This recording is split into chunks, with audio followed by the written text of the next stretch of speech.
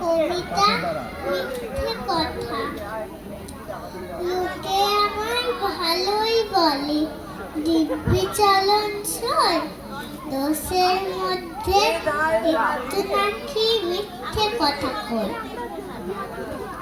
ঘাটশিলাতে যাবার পথে ট্রেন ছুটেছে যখন, মায়ের কাছে বাবার কাছে করছি বকুম বকুম।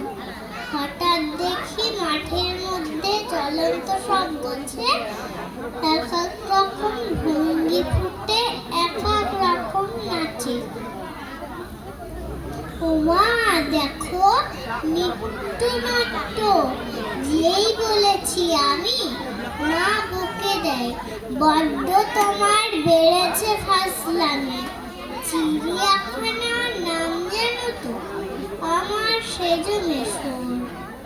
আদর করে দেখিয়েছিলেন পশুরাজের কেশর। কদিন পরে চুন খাসানো দেয়াল জুড়ে একই ঠিক অবিকল সেই রকমই মূর্তি যেন দেখি। ক্লাসের মধ্যে যেই বলেছি সুরঞ্জনার কাছে, জানিস আমার ঘরের মধ্যে সিংহ বাঁধা আছে। শুনতে পেয়ে দিদিমণি অমনি বলেন, শোনো, এসব কথা আবার যেন না শুনি কখনো। বলি না তাই সেসব কথা, সামলে থাকি খুব, কিন্তু সেদিন হয়েছে কি এমনই বেয়াকুল।